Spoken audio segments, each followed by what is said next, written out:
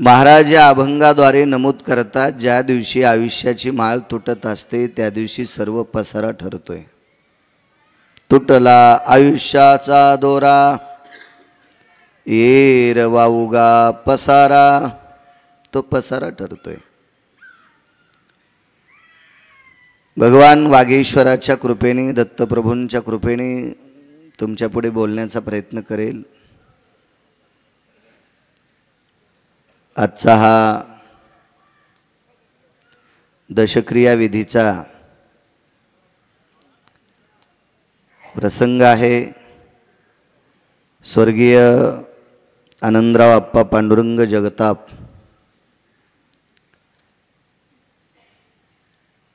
विश्वाच्या मालकाचा संदेश आला, दक्षिणेच्या मालकाचा,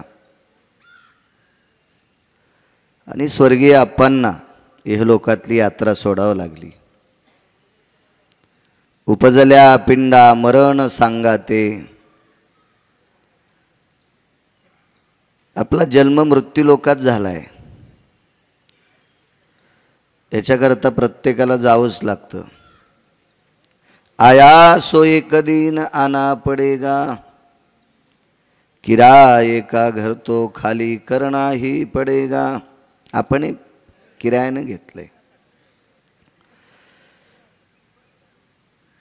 5 लोकांकडनं उसनं घेतलंय ठराविक वेळेपुरतं. देहा हा पाचाचा आणिला उसना, उसनं आणलाय हा.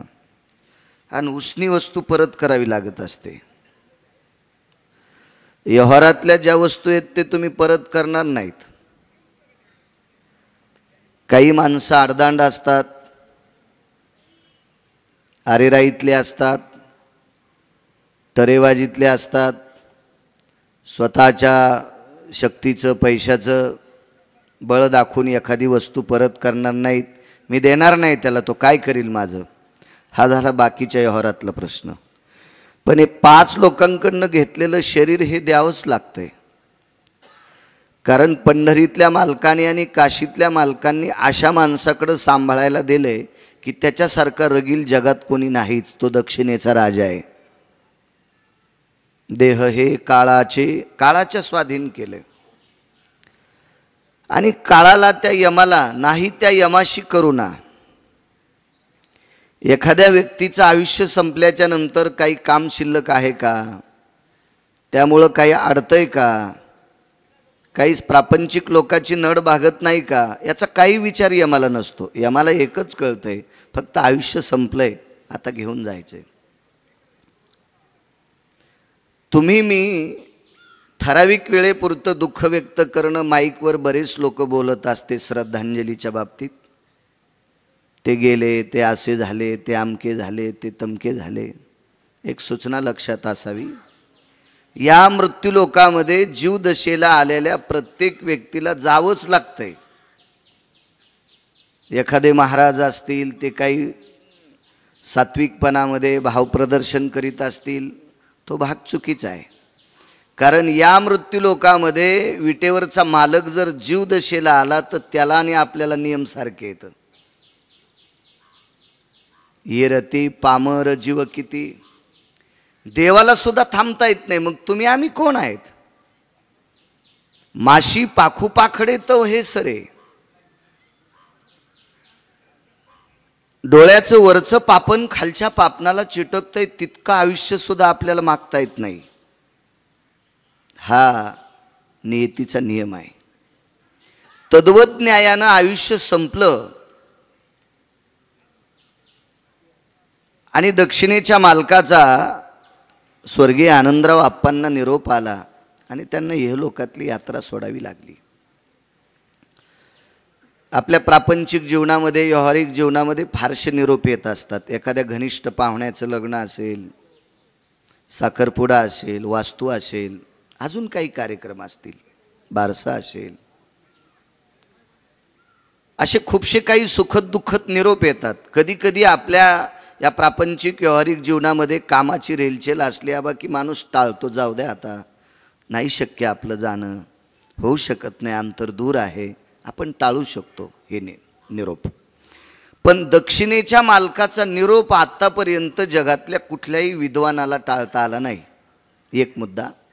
दुसरी गोष्ट, पैशावाल्यांना सुद्धा टाळता आलं नाही. आपल्याकडे पैसे फार मोजके आहेत, असेल काही काहींना गर्व, पण त्यांचाही गर्व जिरायला पाहिजे की आपल्याकडं काही लोकांनी इतके पैसे नाहीतच.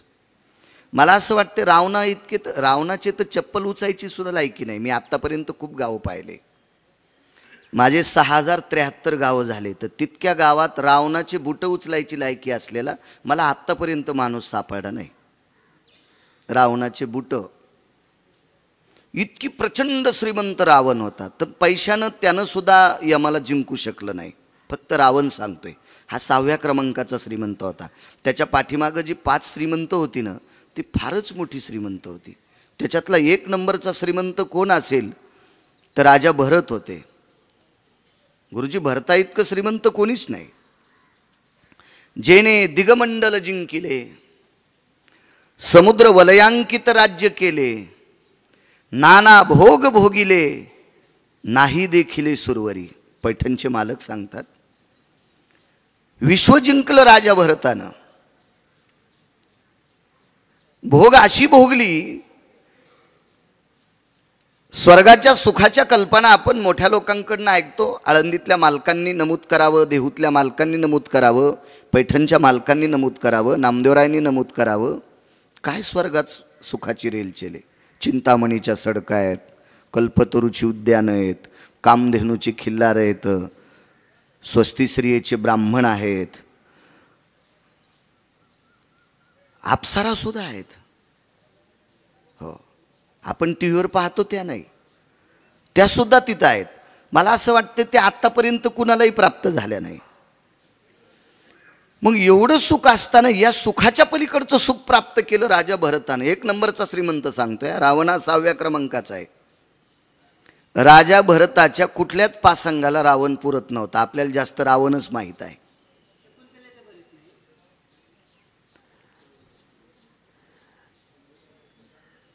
एवढा मोठा प्रचंड व्यासंग त्या भरताचा.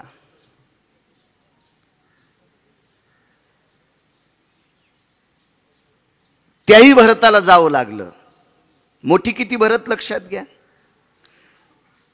आपण सर्वसामान्य माणसं आपलं कर्तृत्व, आपलं काम, आपल्या कार्याची पावती जर मोठी असेल तर त्या लोकांकडं मधमाशा जशा असतात मोहळाच्या पोळावर, त्या जशा आपल्या त्या पोळावर धावत येतात तशी माणसं त्याकरता धावतात. स्वर्गीय आनंदराव आप्पांकरता किती तुम्ही मोठी माणसं सर्व स्तरातली धावत आलात. हा आदरणीय स्वर्गीय आप्पांचा आतापर्यंतच्या वाटचालीचा हा तो पुरुषार्थ. तर मला सांगा, भरताचा पुरुषार्थ किती मोठा असेल. एक थोडासा सांगतो, 13 मुद्द्यापैकी एक मुद्दा मांडतो. राजा भरताने प्रजेवर असं राज्य केलं, आई आपल्या लेकरावर जितकं प्रेम करती त्याच्या कितीतरी पटीनं जास्त. कधी कधी आई लेकरू जर रडायला लागलं आणि तेच सारखं जर घेच म्हणत असेल तर तिला सुद्धा कंटाळा येतो. मारतो का रे बाबा, मी थकले रे, माझे हात थकलेत, माझी कंबर थकली, मी तुला किती वेळ कडेवर घेऊ रे. जन्मदाती आई सुद्धा एखाद्या वेळेस असं म्हणू शकते. पण राजा भरत हे प्रजेसाठी तेवढा सुद्धा संकोच अंतकरणात नव्हता. म्हणून गुरुजी, राजा भरत गेल्याच्या नंतर या खंडाला भारत देश म्हणतात. संस्थितो भरताग्रो वात्सल्या तथा सुतवतस्तर्वा स्थितं उदातो आपाम पती निर्जया. सागराचं पाणी सुद्धा, लहरी सुद्धा कमी पडतात, इतकं प्रेम उदात्तांत करणाने राजा भरताने प्रजेवर केलं. म्हणून त्या भरत राजाचं नाव या खंडाला पडलं, म्हणून भारत देश म्हणतात. त्यार्थी किती मोठी असतील भरत, कल्पना करा. त्याही भरताला जावं लागलं. तुटला आयुष्याचा दोरा, नाही थांबता आलं. स्वर्गीय आनंदराव आप्पांना जावं लागलं, हे निमूटपणे सहन करावं लागेल. राजकीय क्षेत्रामध्ये भगवान मर्यादा पुरुषोत्तम रामचंद्रांच्या आजोबाच्या काळात एक राजे होऊन गेले. त्या राजाचं नाव होतं चक्रवेन नावाचा राजा. मजा मारणारा राजा नव्हता, हे लक्षात ठेवा. खुर्चीच्या लालशीपोटी राजा झालेला नव्हता, हेही लक्षात ठेवा. मला लोकांनी बरं म्हणावा, मी मोठा आहे, याच्याकरता राजा झालेला नव्हता. त्या राजाचं नाव आहे चक्रवेन नावाचा राजा. रामायणात बघायचं नाही बरं, दुसरीकडे बघा. हा चक्रवेन नावाचा राजा, मोजकं सैन्य त्याच्याकडे, पण या विश्वामध्ये पृथ्वीवर जेवढे देश आहे त्या सर्व देशातला प्रचंड श्रीमंत रावण, 6व्या क्रमांकाचा, त्या रावणानं गुडघे टेकून चक्रवेनाला नमस्कार केला आणि जयपत्र देऊन टाकलं. थोडासा मागचा विचार करा. राजा रावणाला बऱ्याच राजांनी जयपत्र दिले, मी तुम्हाला भिलोय, मी तुमचा आश्रित आहे. अशा बऱ्यापैकी राजांनी सांगितलं माझं राज्य तुमच्याच कृपेने चालतंय, असं जयपत्र रावणाला देऊन टाकलं. द्वापार युगातला जर प्रसंग पाहायचा झाला तर 22,000 राजे एका राजाचे आश्रित होते, त्याचं नाव होतं जरासंध. हा मारल्याच्या नंतर संपूर्ण संपत्ती पांडवांना प्राप्त झाली. त्याचं नाव होतं जरा नावाच्या राक्षसनीनं ज्याचा सांधा जोडला त्याला जरासंध नावाचा राक्षस म्हणतात. याला आस्ती आणि प्राप्ती नावाच्या 2 मुली होत्या. आणि आस्ती आणि प्राप्ती मथुरेचे राजा कंस, जगदानंद कंद जगतपती पंढरीश पांडुरंग परमात्मा भगवान श्रीकृष्ण परमात्म्याचा तो मामा होता. आणि आस्ती आणि प्राप्ती ह्या अत्यंत भांडकुदळ कर्कशा नालायक मुली कंसाच्या पत्न्या होत्या. त्यांच्या बापाकडे 22,000 राजे आश्रित होते. रावणाकडे किती असतील उगच कल्पना करा. तुम्हाला एक सांगू का, आपल्या भारत देशातले पुराणातले मर्मज्ञ लोक ज्यानं वाचले का, ते भाटूर भुटूर लोकायला मोजितच नाही. ज्याला आपलं पुराण माहीत नाही, आपली संत माहीत नाही, ते कोणाच्याही चपला उचलतील. असं समजायचं मालकानं सोडून दिलेली लापट कुत्रे आहेत.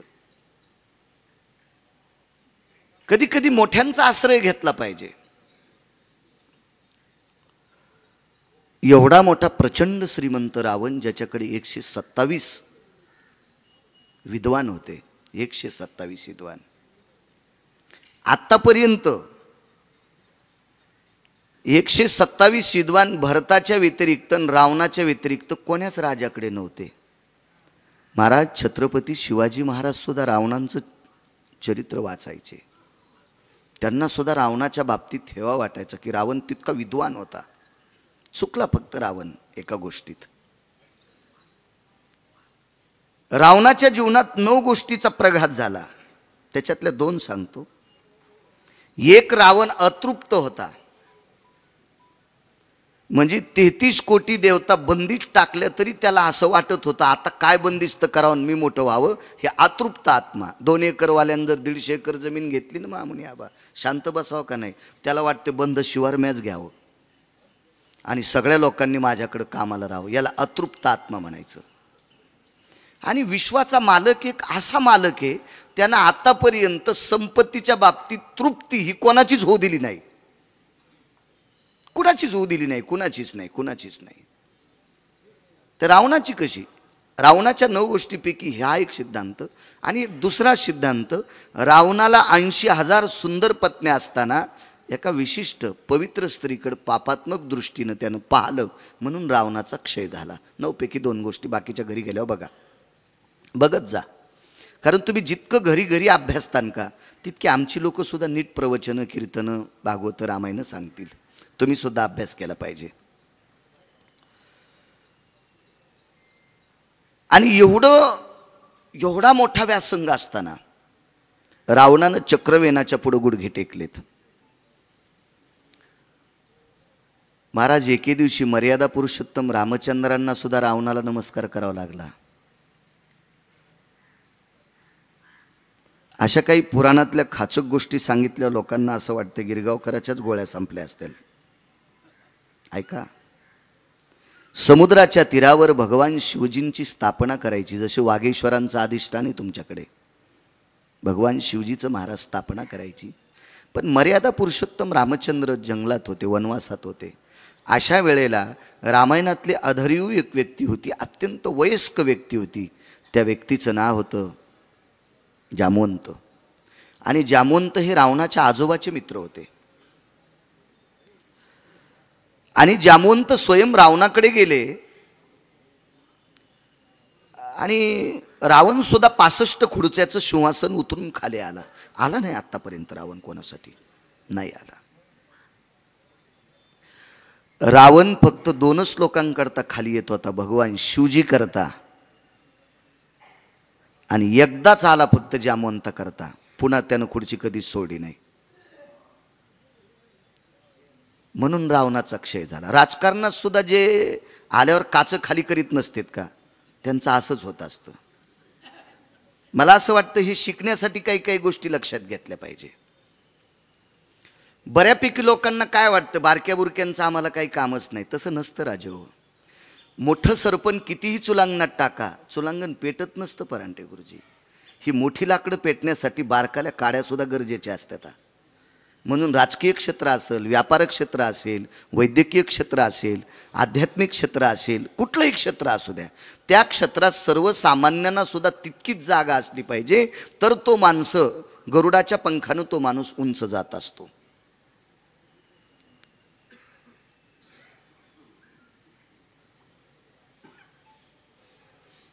मर्यादा पुरुषोत्तम रामचंद्र गालाला हात लावून बसले, डोक्याला. जामवंताने विचारलं, प्रभू चिंता को भवा, कशा करता चिंता मग्न? काही नाही म्हणे, भगवान शिवजींची स्थापना करायची ना, आपल्याला पुरोहित पाहिजे. आता जसं दशक्रियाच्या पिंडाकरता उपाध्याय ब्राह्मण आहेत, हे विशिष्ट प्रकारचं कर्मकांडातलं एक गोडसं सूत्र आहे.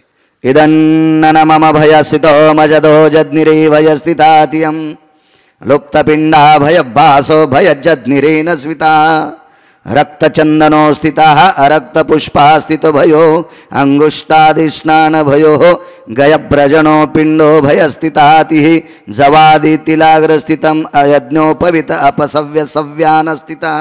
गोड विद्वान लोक असतात, ती गरज असते आजच्या दिवशी त्या मंत्रोच्चाराची. तसं प्राणप्रतिष्ठा करायची शिवजीची. जामवंतानं सांगितलं, काळजी करू नका, मी ब्राह्मण घेऊन येतो आणि अलौकिक ब्राह्मण आणतो की जगात त्याच्यासारखा विद्वान कोणी नसावा. प्रचंड विद्वान रावण. आणि रावणाने खुर्ची सोडली आणि जामवंतजीचं दर्शन घेण्याकरता वाकला. तेवढ्या अवकाशात जामवंतानं उचललं. अरे, तुम्ही माझ्या पाया पडावा इतकी माझी योग्यता नाही. रावणानं सांगितलं, माझ्या आजोबाचे मित्र आहेत. पण जामवंत म्हणले, मी पशु आहे ना, तुमच्या आजोबाचा मित्र आहे पण मी पशु आहे. मोठी लोक आपल्या दर्जेत राहत होती, याच्याकरता ती मोठी होती, याच्याकरता ती मोठी होती. नाही पडू दिलं पाया. काय काम आहे काकाश्री? आमच्याकडे भगवान शिवजीची स्थापना आहे आणि पौरोहित्य करण्यासाठी ब्राह्मण पाहिजे. रावणानं सांगितलं, तुम्हाला स्थापना करायची, ब्राह्मणाची काळजी? माझ्यासारखा ब्राह्मण असताना कोणाला नेता?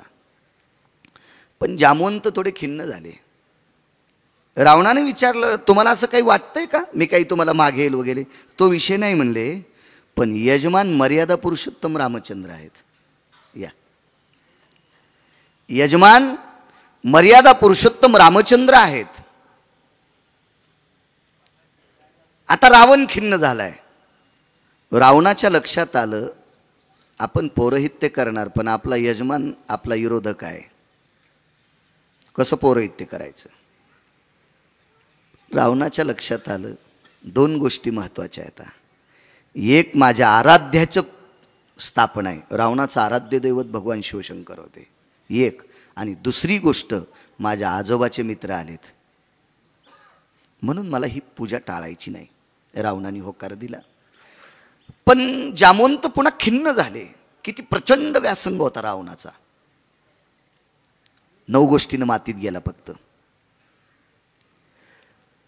आणि मग रावणाने विचारलं, आता खिन्न का? काही नाही म्हणे, तुम्हाला जाताना तुम्हाला दक्षिणा बिदागी काय द्यावी. रावणानं पहा किती विद्वान आहे रावण. रावणानं सांगितलं ज्याचा यजमान जंगलात आहे, ज्याचा यजमान वनवासात आहे, त्याच्याकडनं दक्षिणा घेत नसतेत. हे विश्वात फक्त एवढं मोठ्या अंतकरणाने. बसा महाराज, बसा बरे, बसा इथं समोर या, बसा या. हे फक्त रावणानेच पांडा पाडला गुरुजी. त्याच्या अगोदर हा कोणाचा शब्द नाही, फक्त रावणाचा. ह्या शब्दाचं वजन करण्यासाठी ब्रह्मदेवाकडे पारडच नाही, तराजूच नाही. एवढा मोठा रावण, मोठा. पूजा आटपली. यजमान होस्तिल कंच चंदनंच महत्पुण्यम पवित्र पापनाशना अक्षिदंच महत्पुण्यम पवित्र पापनाशना. त्यावेळेला विश्वाच्या मालकाला दोन्ही हात छातीवर ठेवून रावणाला प्रणाम करावा लागला. बायको ज्यानं नेली त्याला. विश्वाच्या मालकाची पत्नी ज्यानं हरण केली का त्याला नमस्कार करावा लागला. त्या अर्थी रावण किती मोठा होता कल्पना करा. जगाचा बाप हृदयावर हात ठेवून रावणाला प्रणाम करतोय. महाराज त्याचं कारणही सांगतोय. आपल्या भारतीय वैदिक सनातन संस्कृतीमध्ये पूजेला बसलेल्या व्यक्तीचं जर लग्न झालेलं असेल तर त्याची पत्नी त्याच्यासोबत असावी, असा पुराणाचा पायंडा आहे. मी एखाद्या वेळेस शास्त्राला फारसं मानणार नाही, माईकवर बोलतोय, कारण शास्त्र दोन तोंडाचं आहे. म्हणून तुकोबारायने शास्त्राला तितकं मानलं नाही. शास्त्र दोन तोंडाचं आहे. वडील गेल्याच्या नंतर 13वा करा हे शास्त्र सांगते, आणि 13व्याचं अन्न विशिष्ट प्रकारच्या लोकांनी जेवू नये हे शास्त्र सांगते. मग त्या लाडूवर, त्या चपात्यावर, त्या बुंदीवर म्हशी बांधायच्या का? शास्त्र माणसाला असं सोडून देते, काय करावं काही कल्पना सुचत नाही. शास्त्र असं मोकळं सोडते, व्यसन काढून घेतलेल्या बैलासारखं. पुराण तसं नाही. पुराण असा ठोका मारतंय अविनाश महाराज, त्याचे तुकडेच दोन करते. चल हे कर, हे करू नकोस. म्हणून पहावे पुराणी विचारोनी. वारकरी संप्रदायानं पुराणाला मान्य केलं. ज्याला विश्वास नाही का त्यानं पुराणात बघायचं. तुकोबारायचा सिद्धांत आहे तो. रावणानं विचार केला चंद्र सूर्य तोपर्यंत आपलं नाव खराब होईल, म्हणून रावणानं स्वतःच्या 6 पत्न्या पाठिल्या, एक विमान पाठिलं. आपण बसतो ते नाही, डोक्यातूनही काढून टाका. आपण फक्त ते पुराणातच बघायचं. त्या विमानापैकी एक विमान पाठवलं, 6 पत्न्या पाठवल्या. त्याच्यात एक लक्षात ठेवा, मंदोदरीला पाठवलं नाही. कारण रावणाला शंका होती, मंदोदरीला प्रभू रामचंद्राचे संस्कार इतके आवडत होते, म्हणून मंदोदरीने रावणाला जीवनात एकच शब्द वापरला, तयाची आस्तुरी. आस्तुरी म्हणजे पत्नी, देऊन टाकावी. हा शब्द रावणाच्या पक्का लक्षात होता. आदा कदा सीतेचं ते वैभव, कारण सीता आईसाहेब फार मोठ्या प्रचंड विलीन झालेल्या होत्या प्रभू रामचंद्राविषयी. किती विलीन. जेत सीते जीवस्ती गडे, राम राम स्मरती झाडे. ज्या ठिकाणी सीताई साहेब बसल्यात ती 100 फुटापर्यंत, कळावं म्हणून 100 फूट म्हणतोय. किती फूट ते मलाही सांगता येणार नाही, कारण मला तो पुरावा सापडला नाही. पण मालकांचं वाक्य, पैठणच्या मालकांचं, ती जागा तिथपर्यंत राममय होत होती. आणि त्या जागेत जो कोणी पुरुष जाईल का रामाच्या व्यतिरिक्त तो नपुसक होत होता. स्थान क्लिंब्याति भय व्याप्त हान पुरुषार्थ गतच जायते नैवम गिरगावकर लिखितम. हे काय तुमचं आमचं वाक्य नाही, त्याचा पुरुषार्थ संपत होता. महाराज मंदोदरीला हेच विचारायचं होतं सीतेला, की तू ज्या ठिकाणी बसतीस त्या जागेवर जर एखादा नर गेला, पुरुष गेला, तर त्याचा पुरुषार्थ संपत आहे. म्हणजे माझ्या मालकानं तुला आणलंय कशा करता. आणि रावणाला हे मंदोदरीपर्यंत पोहोचू द्यायचं नव्हतं, म्हणून त्या 6 पत्न्यापैकी रावणानं तिला नेलं नाही. ह्या 6 पाठवल्या, विमानात बसवलं, सीताईसाहेबाला आणलं. मर्यादा पुरुषोत्तम रामचंद्राच्या बाजूला सीताईसाहेब बसल्या. महाराज प्रभू रामचंद्राचे डोळे रडत नव्हते हो, अंतःकरण रडत होतं. काय रावणाची कृपा आहे. माझ्या शिवजींची स्थापना करतोय, भगवान वाघेश्वराची स्थापना करतोय, भगवान रामेश्वराची स्थापना करतोय. आणि माझ्या पत्नीला ज्यानं हरण केलंय त्यानं पूजेकरता मांडलं. ही रावणाची विद्वत्ता होती.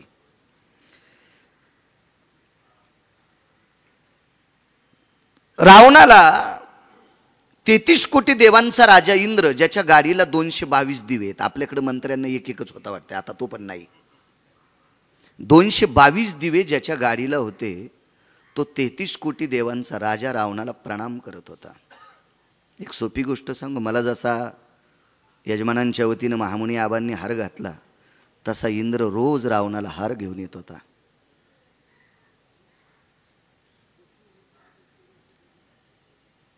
वैकुंठवासी माधव महाराज मगर सुरजखेडकर म्हणायचे, इंद्राचा ऐरावत नावाचा हत्ती दोन्ही पुढचे पायाचे गुडघे टेकून रावणाला सोंडेनं मुजरा घालीत होता.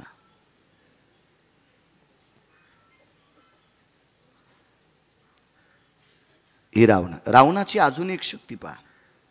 रावणाकडे वरून सडा टाकायला येत होता. रावणाकडे चंद्र, रावणाची एशी होता, कूलर होता, फॅन होता. निशापती भय व्याप्ती वरुतान स्वेदाती कायाः यत निशापती जायते विंझनस्ततेव चहा. इंधन म्हणजे वारा, चंद्र वारं घालायचा, एवढा मोठा रावण. पण लक्षात ठेवा, 127 ज्याच्याकडे सैन्य आहे त्याच्या पुढे रावण गुडघे टेकून प्रणाम करत होता. त्या राजाचं नाव होतं चक्रवेन नावाचा राजा. मर्यादा पुरुषोत्तम रामचंद्रांच्या आजोबाच्या काळातली राजे. श्रुती नावाची पत्रकार आली आणि त्या पत्रकारने विचारलं, चक्रवेन महाराज, आपल्याकडे लंकेचा राजा प्रणाम करत होता, काय सिद्धांत आहे? असं तुमच्याकडे काय आहे? चक्रवेनानं सांगितलं, मला उत्तर देता येणार नाही. रावण माझ्या काय पाया पडतो कशा करता? कारण रावणाच्या अंतकरणात एक कपटाची बॉटल होती आणि कपटी माणसाचं मनच कळत नसतंय. ते आपल्यासाठी ररडा तरी कशा करता ररडा हे कळतच नसतं, कारण ते मुळात कपटी असतोय. त्याचा रडण्याचा पण स्वार्थच असतो. म्हणून विश्वात तुम्ही एखाद्या वाघाला जिंकू शकता, कपटीला जिंकूच शकत नाहीत. कारण कपटीकडं इतक्या जागा असतात, ते लगेच पलट्या मारित असतं. उत्तमरावजी,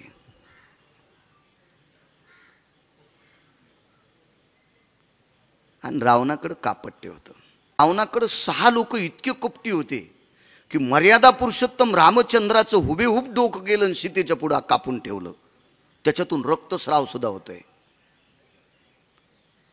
सीतेनं स्पर्श नाही केला. रावणाच्याच लोकांनी गालाला हात लावल्याच्या नंतर खळी पडत होती.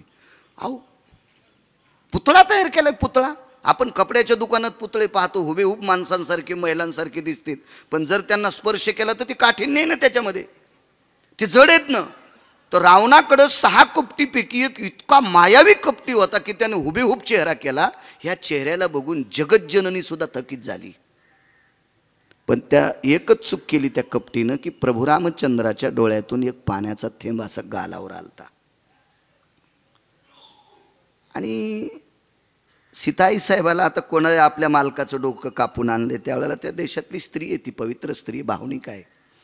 पण त्रिजटेनं सांगितलं, सीते, क्षत्रिय एक असा व्यक्ती असतो की तो मरताना रडतच नसतो. आणि राम तर क्षत्रिय, डोकं कापल्याच्या नंतर ज्याच्या डोळ्यातून पाणी येत असेल तो राम कसा, आणि राम असेल तर क्षत्रियाच्या कुळातला कसा?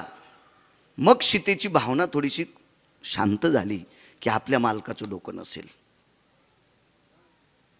तरी त्रिजटेला सांग, म्हणजे हे कपटी लोक रावणाकडे होते. रावणाकडे विद्वान पण 127 होते बरं का. ज्या विमानात सीतेला बसवलं होतं का, ते विमान इतकं प्रभावशाली होतं की सीतेला त्या दिवशी कळालं की राम जिवंत आहेत. त्या विमानाला विधवा स्त्रीचा पाय लागल्यावर डोळ्याचं पापण लवतं, इतक्या वेळात विमान जळतंय. आणि सीताई साहेब बसल्याच्या नंतर विमान जळत नाही. याच्यावरून असा सिद्धांत झाला की राम जिवंत आहेत. हे त्रिजटेने सांगावं. त्या विमानाचं नाव होतं प्रभदत्त नावाचं विमान. एवढा प्रचंड विद्वान रावण. आणि त्या रावणानं गुडघे टेकले. चक्रवेनानं सांगितलं, श्रुती माते, तुम्ही स्वयं रावणाला विचारा की चक्रवेन हा छोटासा राजा आहे, लहानसा राजा आहे. आपल्या जिल्ह्या एवढं राज्य होतं. आपला एखादा जिल्हा असतो का?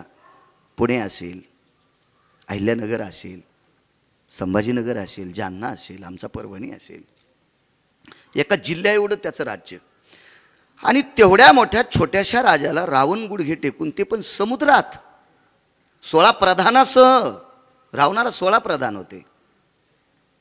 एवढ्यान देखता रावण प्रत्यक्ष बरं समुद्रात नमस्कार करतोय. कोणाला? प्रभू रामचंद्राच्या सासऱ्या देखता. समुद्र हा पंढरीतल्या मालकांचा सासरा आहे, लक्ष्मी सागराची कन्या आहे. या सगळ्यांना देखता उजागर रावण गुडघे टेकतो. श्रुती स्वयं रावणाकडे गेली आणि श्रुतीने रावणाला प्रश्न केला, लंकेश, जगातली पहिली पत्रकार बरं, श्रुतीसारखी धाडशी पत्रकार जगात एक सुद्धा झालेली नाही. एक सुद्धा नाही, एक सुद्धा नाही, एक सुद्धा नाही. आपलं नशीब बी तितकं गोड नाही, तसं होणारं नाही कोणी. श्रुतीच होती. आणि मग त्या श्रुतीने प्रश्न केला की आपण चक्रवेणाच्या पुढे गुडघे टेकावे. या विश्वात फक्त 9च लोक होते की प्रचंड व्यासंग ज्यांचा आहे ते गुडघे टेकत होते. यवनांचा राजा, 6 पातशाहीपैकी एक पातशाही होती, तरी पण तो शंभू राजांच्या पुढे गुडघे टेकले होते. कवी कलशांनी सांगाव, हा एक राजा. बाकीची घरी गेल्यावर बघा. आणि चक्रवेण राजा आहे ज्याच्या पुढे रावण गुडघे टेकतो. रावण. श्रुतीने विचारलं कारण काय? रावणानं सांगितलं, चक्रवेण एक असा राजा आहे, प्रजेसाठी प्राप्त झालेला निधी, प्रजेसाठी प्राप्त झालेला निधी तो प्रजेसाठीच खर्चित होता. त्याच्यातली फुटकी कवडी सुद्धा स्वतःच्या संसारात वापरली नाही. म्हणून 9 लोकांपैकी चक्रवेणावर पृथ्वी प्रेम करत होती. 9 पैकी एक धर्मराजा आहे. धर्मराजाच्या रथाची चाकं घासत नव्हती. सत्यवादी राजा होता. एक हरिश्चंद्र राजा आहे, एक न्यायी शिबी राजा आहे आणि एक चक्रवेण राजा आहे. एवढे लक्षात ठेवा, बाकीचे पुन्हा बघू.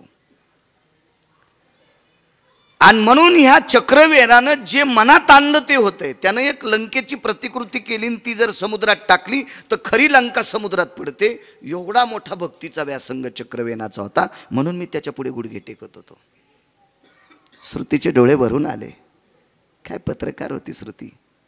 श्रुतीचे डोळे भरून आले आणि लंकेशाला विचारलं, लंकेश, खाली नाही विचारलं, वरे, एवढा मोठा व्यासंग तुमचा असताना तुम्ही चक्रवेणाला नमस्कार करता. तुम्हाला जावं लागलं, ठीक आहे, तुम्ही चक्रवेणापेक्षा लहान आहात, पण तुमच्यापेक्षा हजारो पटीनं चक्रवेण मोठा आहे. की सूर्यवंशातले राजे चक्रवेणाचा आदर्शवाद घेत होते, आदर्श घेत होते.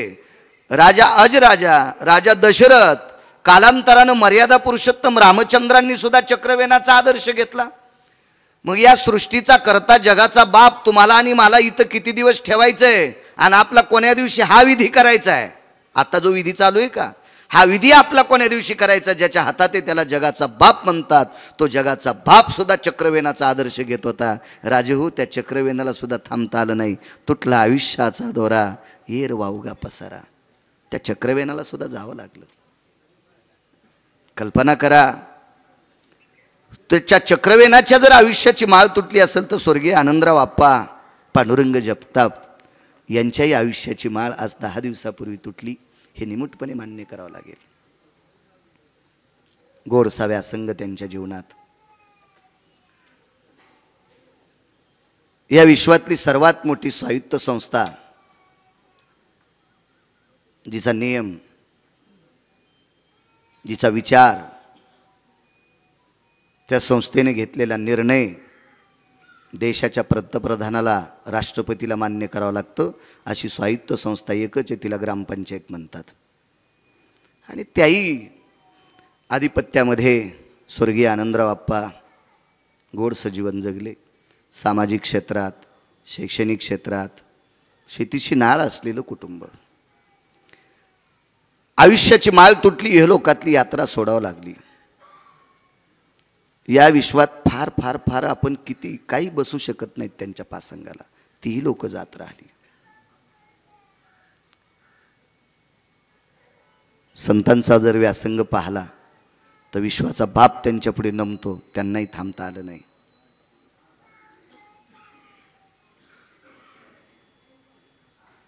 स्वामी रामकृष्ण परमहंस महाराज सिद्ध पुरुष होते. स्वामी रामकृष्ण परमहंस एका घरी गेले.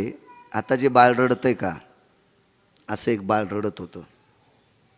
थोडा वेळ नाही, 7 वर्ष झाल्यापासून 7 वर्ष अविनाश बुवा रडत होतं. झाल्यापासून 7 वर्ष सारखं रडायचं. नाना प्रकारचे वैद्य पाहिले, हाकीम पाहिले, जोगी पाहिले, राजवैद्य पाहिले. म्हणजे पूर्वीच्या काळात डॉक्टरला वैद्य म्हणायचे. आजही वैद्यकीय क्षेत्र म्हणतातच ना. ही सगळी काही पाहिली, पण त्या मुलीचा आजार जात नाही. रामकृष्ण परमहंस ज्या वेळेला तिथे गेले आणि तिच्या जिभेला फक्त नुसतं बोट लावल्याबरोबर डोळ्याचं पापण खालच्या पापणाला चिटकतंय, एवढ्या टायमात 7 वर्षाचा आजार नाहीसा झाला. रामकृष्ण परमहंस यांचे शिष्य स्वामी विवेकानंद महाराज. एवढा मोठा 7 वर्षाचा आजार स्वतःच्या भक्तिसूत्रावर दिली चाली वाचा आणि शय मागिल्या तपाचा, स्वतःचं पुण्य वंजळभर त्या मुलीसाठी सांडलं आणि त्या कुटुंबातल्या लोकांचा त्रास मुक्त केला. ही ज्यांच्यात ताकद आहे ते रामकृष्ण परमहंस, त्यांनाही थांबता आलं नाही. तुटला आयुष्याचा दोरा, येरवा उगा पसारा. या भारत मातेत, या पवित्र महाराष्ट्राच्या मातीमध्ये फारसा मोठा व्यासंग आहे. माझ्या जीवनात एक संन्यासी वाचले मी, मला पाहायला नाही भेटले. माझा 83चा जन्म आहे. ते अगोदर शिवस्वरूप झाले. त्या संन्याशाचं नाव आहे धीरजगिरी नावाची संन्याशी. हे कीर्तन ऐकायला बसले. ते कीर्तन महाराष्ट्राच्या मातीतील दर्जेदार वक्त्याचं कीर्तन होतं. कीर्तन कसं असावं, कीर्तनाच्या मर्यादा काय आहेत अविनाश महाराज. आता सध्या वादळ सुटलेलं आहे आणि एक वादळाची चूक नाही हो. यांच्या आपल्या माझ्या कुठल्याही कीर्तनकाराच्या पुढं बसलेला 2% जो वर्ग आहे का, तो प्रचंड श्रीमंत चुकीच्या पैशानं झालेला आहे. म्हणून त्यांची जी चुकीची पैसे आहेत का, ते चुकीच्या नालायक लोकांकडे जातात. त्या महाराजाला दोष देऊ नका. ह्या 2% हरामखोरायला नरक आहे, हे मात्र लक्षात ठेवा. कारण माणसं इतके स्तुतिप्रिय झाले, इतके स्तुतिप्रिय झाले की त्यांना ते कीर्तन काय केलं ते काहीच नाही. फक्त माझी स्तुती, मला चोंबाळा. अरे तुला बायको नीट बोलत नाही आणि तुला चोंबाळल्याच्या नंतर तू आम्हाला पाकिट देतो, त्या पाकिटानं आम्हाला हानीन त्या पाकिटाच्या बळावर. हे वक्त्यानं तरी थोडंसं ध्यानात ठेवलं पाहिजे. स्तुती एक अशी व्यक्ती आहे की स्तुतीचं लग्नच झालं नाही. गुरुजी स्तुतीचं लग्न झालं नाही का? कारण स्तुती संतांना आवडत नाही. पूज्यता डोळानं देखावी, स्वकीर्ती कानीनं ऐकावी, महत्व हरवी, चातुर्य लपवी, पिशेपण मिरवी आवडोनी. स्तुती संतांना आवडत नाही आणि स्तुतीला माझ्या तुमच्यासारखे येडपट आवडत नाहीत. म्हणून स्तुतीचं लग्नच नाही. आता स्तुती कुठे माहिती आहे का? वक्त्याच्या जिभेवर. माननीय, आदरणीय. अरे एकादशीच्या दिवशी धाब्यापुढे गाडी होती त्याची, आणि त्याला तू कीर्तनात आदरणीय म्हणायलास, त्याला कीर्तनात माननीय करा. तू संसार तुझा खालून पेटन, खालून. रावणाचा वरून पेटला होता, तो खालून पेटन. मर्यादा आहेत आपल्याला महाराज, नियम आहे, नियम आहे. दर्जेदार वक्त्याचं कीर्तन चालू होतं. ते कीर्तन ऐकायला धीरजगिरी नावाचे संन्यासी होते. मला वाटतं मी घारगावलाही सांगितलं होतं.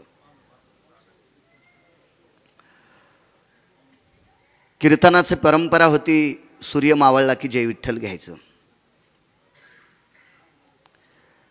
आणि मग सूर्य मावळणार होता. धीरजगिरींच्या लक्षात आलं कीर्तन ऐकावं असं वाटते. मांडी खालचा चिमटा काढा आणि असा खटकन वाजल्याबरोबर त्याचा संकेत सूर्याला सांगितलं की लक्षात ठेव, मला कीर्तन ऐकायची ओढ आहे, मला भूक लागलेली माझ्या कानाला, थोडीशी दम धर. आता 4-2 पुस्तकं वाचलेली माणसं ही मान्य करा, नका करू. काय घेणे त्याच्यात, काय करू. आपल्याकडं अशी गावंढळ माणसं झालीत म्हणूनच धर्माला कलंक आहे. हो, तुम्ही बाकीच्या संस्कृतीत बघा, मुस्लिम बांधवामध्ये एकही त्यांच्या मौलानं सांगितलं की बरोबर सगळी माणसं ठामपणे निर्णय घेणार. आपल्याकडं नाना प्रकारचे दावा करायचाच कशाला, दाव्यानं होतंयच काय, वास्तूचा संबंधच काय, मंगळसूत्र घालायचंच कशाला, इचू बांधतो ग गळ्यात बायकोच्या, असे नाना, कुंकू लावायचंच कशाला, कपाळ काय गंध लावण्यासाठीच दिलंय का. मला असं वाटतं यांनी देवाला एक म्हणलं पाहिजे, मला जनावर कर, मला बैल कर, मला म्हैस कर, मला शेळी कर, मला मुंगूस कर, मला वाघ कर, मला सिंह कर, असं म्हटलं. आपण मानवी जीवनात आलोत ना, याच्याकरता आपल्याला नियम दिलेत. ते प्रत्येकाचा वेगवेगळा भिन्न भिन्न भिन्न भिन्न भिन्न विचाराचा पगडा आहे. आणि सूर्य थांबल्या गेला, कीर्तन आटपलं, सगळी माणसं जेवून आपोआपल्या घरी गेली. आणि कीर्तनकार होते श्रीगुरु ठाकूरबुवा. किती मोठी व्यक्ती असावा. आता उद्याला प्रस्थान आहे 19-20ला देहूतल्या मालकाचं आणि आळंदीतल्या मालकांचं प्रस्थान. एक दिवसाचा फरक, एक आधी एक दुसऱ्या दिवशी. तर आळंदीतल्या मालकांचा अश्व रस्त्यानं जेवढी रिंगण होतेत का, त्याच्यापैकी एक रिंगण श्रीगुरु ठाकूरबुवाच्या समाधीपाशी होते. आळंदी ते पंढरी पालखी महामार्गावर श्रीगुरु ठाकूरबुवांच्या समाधीपाशी एक अश्वाचं रिंगण होतंय. महाराज ठाकूरबुवांचा अश्व एकादशीच्या दिवशी वैरण खात नव्हता. तुम्ही हरभऱ्याची डाळ ठेवा, तुम्ही गूळ ठेवा, तुम्ही मका ठेवा, तुम्ही काही ठेवा, तो एकादशीच्या दिवशी खातच नव्हता. महाराज श्रीगुरु ठाकूरबुवाची परंपरा, त्यांचा घोडा ज्या दिवशी पाण्याला किंवा चाऱ्याला तोंड लावित नाहीत ते त्या दिवशी एकादशी धरत होते. ते पंचांग पाहतच नव्हते. आपलं कधी कधी तरी चुकतंय. मी पाहुण्यांकडे चहात बिस्किटच खाल्लं, माझी एकादशी सुटली. बैल आहेस का तू? तुला कसं काय कळलं नाही आजची एकादशी? नाही, पाहुण्यांकडे बिस्किटच खाल्लं. काय येडपट आहे का तू? काय कोंबडी आहे का काय? कुठं वीज खायला आणि चुची लावायला? मूर्खपण आहे ना. आपण बुद्धिजीवी माणसं असताना असं चुकतो. लक्षात घ्या, श्रीगुरु चातुर्मासी महाराजांची परंपरा फार मोठी परंपरा, 300 वर्षाची परंपरा, की ज्यांच्याकडे श्रीगुरु ज्ञानोबारायांनी प्रसादाचं पात्र दिलं. आज त्यांच्याकडे ते पात्र आहे. माऊली महावैष्णव ज्ञानोबारायांनी त्यांच्या पूर्वजांना लाडूचं पात्र दिलं. ते पात्र अजून त्यांच्याकडे आहे, ते मंदिरात होतं. म्हणजे ज्यांच्याकडे प्रत्यक्ष समाधीधन ज्ञानोबाराय सुद्धा प्रसादाचं पात्र देतात. ती परंपरा किती मोठी असेल कल्पना करा ना. आणि त्या परंपरेतलं डोंगरोजी नावाचं कुत्रं, त्या कुत्र्याचं नाव होतं डोंगरोजी. आपली परंपरा किती मोठी, कधी बी लक्षात ठेवलं पाहिजे. आपण किती मोठ्या परंपरेतले आहेत. 10-15 हजाराची गाडी घेतली, चावी हातात घेतली, फिरू लागला अशी. मी गाडी घेतली, सटकन चावी निष्ठली, दुसऱ्याच्या डोळ्याला लागली, झालं ते आंधळं. अरे 12 लाखाच्या गाडीत इतका फुगला, 25 लाखाच्या गाडीत तुला एवढा गग्गा आलाय.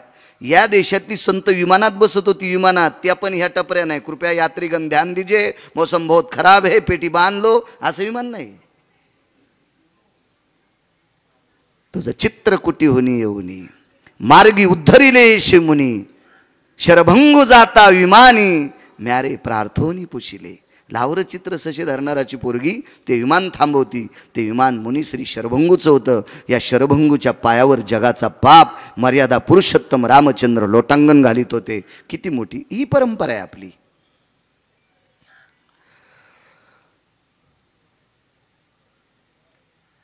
डोंगरोजी नावाचं कुत्र्याचं नाव. घोड्याकडनं इकडे आलोय, पुन्हा वापस जातोय.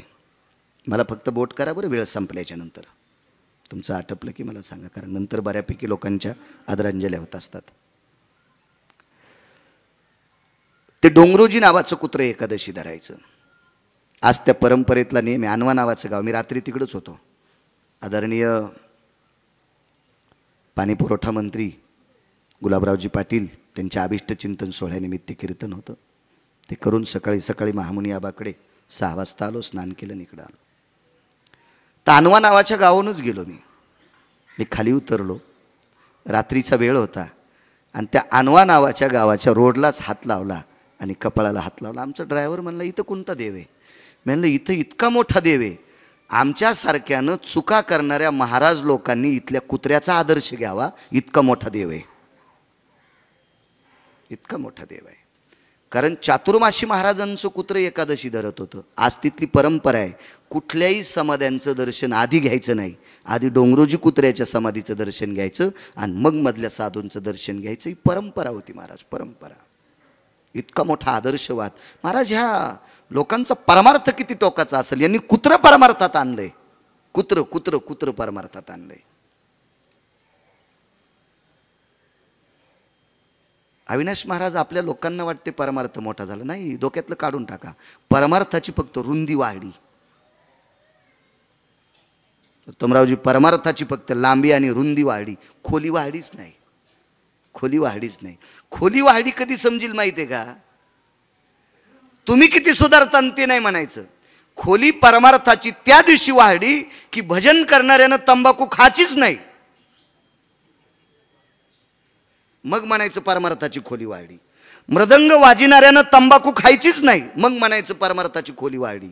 आणि कीर्तनकारानं तो वासही घ्यायचा नाही. चालू कीर्तनात इकडं जर थुता असेल तिला, याची लायकी काय लोकांना कीर्तन सांगायची? पाकिट देणाऱ्याला नरक. तुम्हाला वाटतं का आम्ही व्यसन तुटलेल्या बैलासारखे मोकळेत? दोघा अशी पतन सारिकेची. कारण शिळीला कळते बेसरामाचा पाला खाऊ नये. तुम्हाला किती मोठा बुद्धिजीवी मेंदू दिलाय, तुम्हालाही कळावा चांगला कोण वाईट कोण. ही क्रांती. मग नंतर आम्ही निर्वेशनी झाल्याच्या नंतर मग आपल्या बायकांनी तंबाखू सोडावा, पुरुषांनी तंबाखू सोडावा, कोणी विडी सोडावा, कोणी गुटखा सोडावा. हा जो भाव आहे हा नंतरचा पुरुषार्थ. बसा राहुल. कुत्र्याला परमार्थात आणलं. बघा इकडे या ठाकूरबाच्या परंपरेकडे. श्रीगुरु ठाकूरबाच्या परंपरेतला आश्व एकादशी धरायचा. या महाराष्ट्राच्या मातीतले प्रतिज्ञानोबर आहे श्रीगुरु रंगनाथ गुरुजी परभणीकर महाराज. ज्यांनी रंगनाथ गुरुजी पाहिले का त्यांनी छाती ठोकून सांगायचं, मी माऊली महावैष्णव ज्ञानोबरायचं दर्शन घेतलंय. एवढा प्रचंड भक्तीचा व्यासंग श्रीगुरु रंगनाथ गुरुजी परभणीकरांचा होता. राजराजेश्वर शास्त्री लोटांगण घालीत होते, ज्यांचा कंठ शेकण्यासाठी सरस्वती येत होती. एवढा प्रचंड वेदाचा विद्वान व्यक्ती रंगनाथ गुरुजींच्या पुढे लोटांगण घालायचा, किती मोठा पुरुषार्थ असेल गुरुजींचा. या या अविनाश महाराज, आपण केलेला परमार्थ, आपण केलेली कीर्तन किती मोठी आहे ती कशावरून लक्षात घ्यायचं माहिती आहे का? गुण आला पाहिजे. डॉक्टरनं पेशंट दुरुस्त करून घरी पाठवावा असं समजायचं. आपल्याकडची विद्वत्ता प्रचंड आहे. श्रीगुरु रंगनाथ गुरुजींचं एकच कीर्तन वाळवंटात ऐकलं. वाळवंटात श्रीगुरु लवटे बाबा.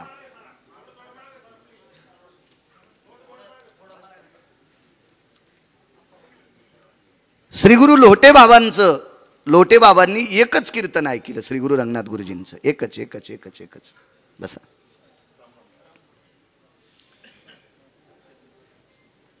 पंढरपूरहून घरी आले, मामांना बोलून घेतलं. लोटे बाबा याच्याकरता म्हणते त्यांच्या हातात फक्त तांब्या होता. त्यांनी एवढा मोठा सप्ताह केलता, एवढा मोठा सप्ताह. मला वाटतं 55 का 56 क्विंटल गावरान तूप पंक्तीला वाढायला होतं आणि कधी पैशाला हात लावला नाही. हीच लोक मोठी असतात. महत्व हरवी चातुरी लपवी. हो. मामांना बोलून घेतलं आणि सांगितलं, मामा मला गुरुजींची सेवा करायची. मामा म्हणले, अरे तू लग्न केलंस? असू द्या म्हणले, मला फक्त हळदीचा डाग आहे, अजून पत्नीला स्पर्श नाही, तिचं लग्न कोणासोबत लावून द्या. ती बाई तयार झाली. मालकाचा स्पर्श नव्हता, फक्त हळद अंगाला होती. पण तिने एक प्रश्न केला, काही हरकत नाही, तुम्ही लग्न केलं, आता नका म्हणता, माझ्यात काही दोष, एका तिळा इतका दोष नाही, फक्त तुझ्याशी प्रपंच केल्यावर मला गुरुजीची सेवा घडणार नाही. आपण नंतर करू ना. नाही म्हणले, पुढचा जन्म जर मला माणसाचा नाही भेटला तर मी गुरुजीची सेवा कशी करीन? मग मला संसार करण्याची तुमच्यासोबत इच्छा आहे. वाक्य काय वापरलं? माफी मागून सांगतोय तुम्हाला. माझं वय नाही ते वाक्य वापरायची, तरी पण तुमची माफी मागून वाक्य वापरतोय. श्रीगुरु लोटे महाराजांनी सांगितलं, पुढच्या जन्मात जर तू कुत्री झाली मी कुत्र झालो तर संसार करता येईल, पण गुरुजीची सेवा पशुचेवणीत करता येत नाही. एका कीर्तनाचा पुरुषार्थ, याला म्हणायचं कीर्तनाचा पुरुषार्थ. एका श्रीगुरु साहेबराव महाराजांनी एक कीर्तन ऐकलं आणि पत्नीला सांगितलं, माय शब्द वापरला, माय माय माय.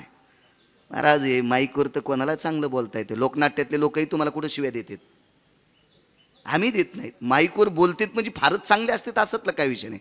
कर्तृत्वात जे आणतात ती माणसं मोठी असतात. हो. श्रीगुरु साहेबराव महाराजांचं लग्न झालं. महाराज हा किती मोठा व्यासंग, तुटला आयुष्याचा दोरा. मग स्वर्गीय आनंदराव आप्पांना जावं लागलं, हेच निमूटपणे मान्य करायचं. किती मोठ्यांना जावं लागतंय. साहेबराव महाराजांचं दर्शन झालं. पहिला दिवस आहे. पत्नीला माय म्हटले. 12 वर्षाच्या नंतर तिचे वडील वारले. त्या माऊलीचे अंत्यविधी करता वडिलाच्या गेल्या, परत आल्या, बांगड्या वाजल्या आणि साहेबराव महाराजांनी विचारलं, माय आलात? हो म्हणे, मी आले. तुमचे वडील गेलेत, आज तुमच्या वडिलांचा अंत्यविधी झालाय. उद्या परवाला आस्तीचा कार्यक्रम आहे, आस्ती संचयाचा कार्यक्रम आहे, राखेचा कार्यक्रम आहे, सावडायचा कार्यक्रम आहे, गंगेत तुमच्या बाबांची राख टाकायची. तुम्ही इकडे आलात कसा? मान खाली घातली आणि त्या पवित्र पत्नीनं नवऱ्याला एकच शब्द वापरला, आत्तापर्यंत 14 वर्ष झालेत तुम्ही मला माय म्हणतात, मग तुम्ही जर मला माय म्हणत असाल तर माईनं लेकराला उपाशी ठेवून माहेरात कसं थांबायचं? हा भक्तीचा पुरुषार्थ आहे महाराज. रंगनाथ गुरुजीच्या एका कीर्तनाचा पुरुषार्थ. एका प्रचंड महाराष्ट्रभर इतक्या मोठाडपणानं मी गावं सांगितली, 6072 गावं सांगितली. असा पुरुषार्थ सांगणं म्हणे गिरगाव करायला एखादा नाही.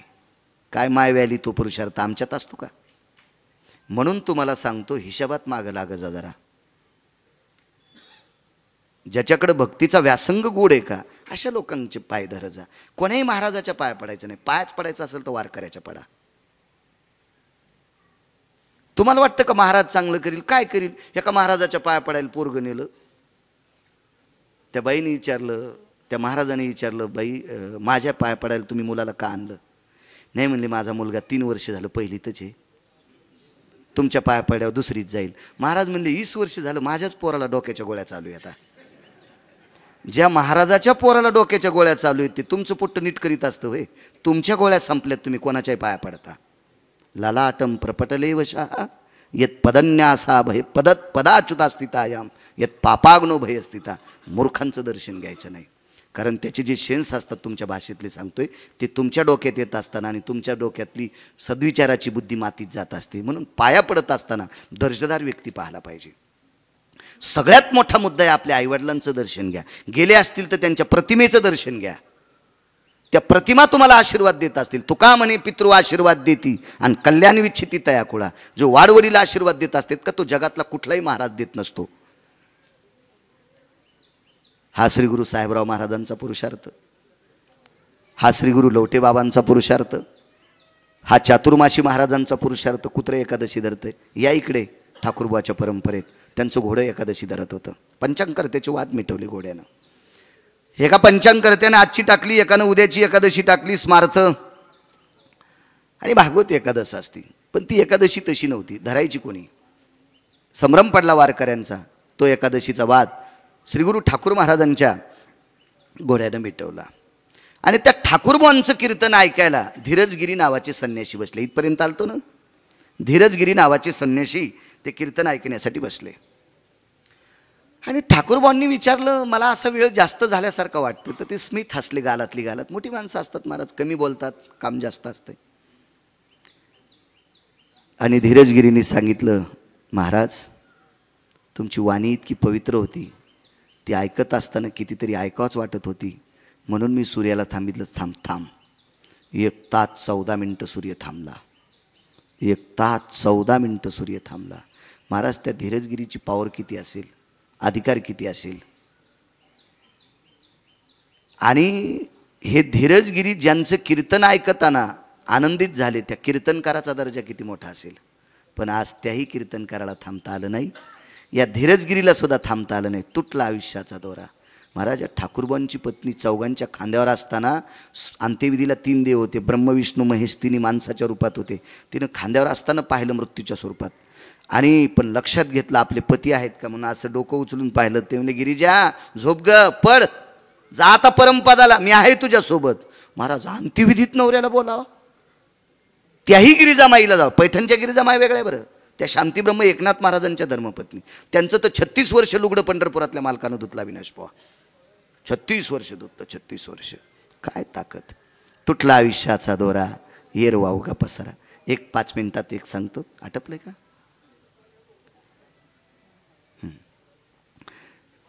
एक मुद्दा तुम्हाला 5 मिनिटात सांगतो.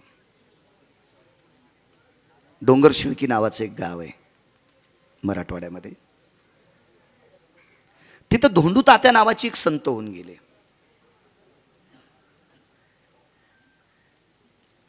परम पावन सात्विक सदाचारी.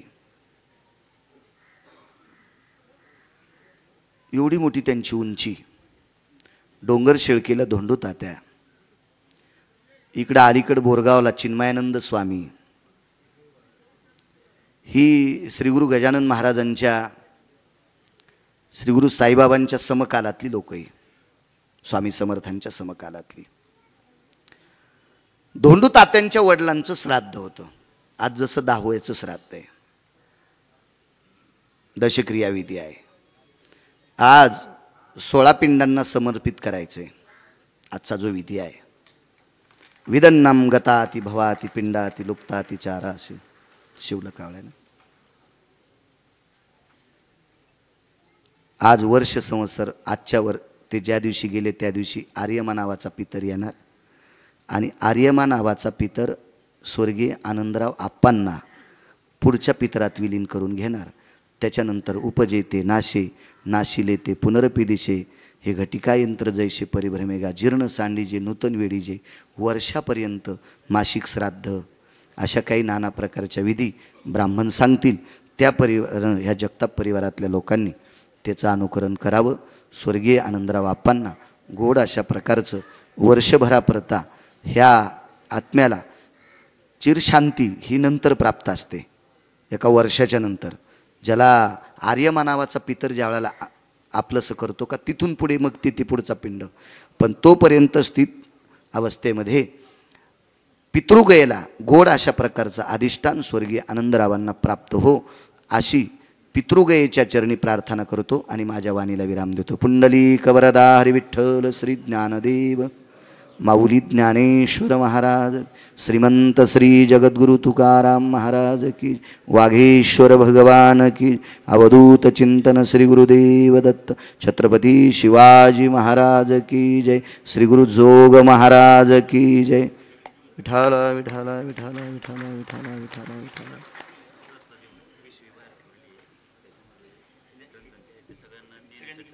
बर एकच. वाह माऊली.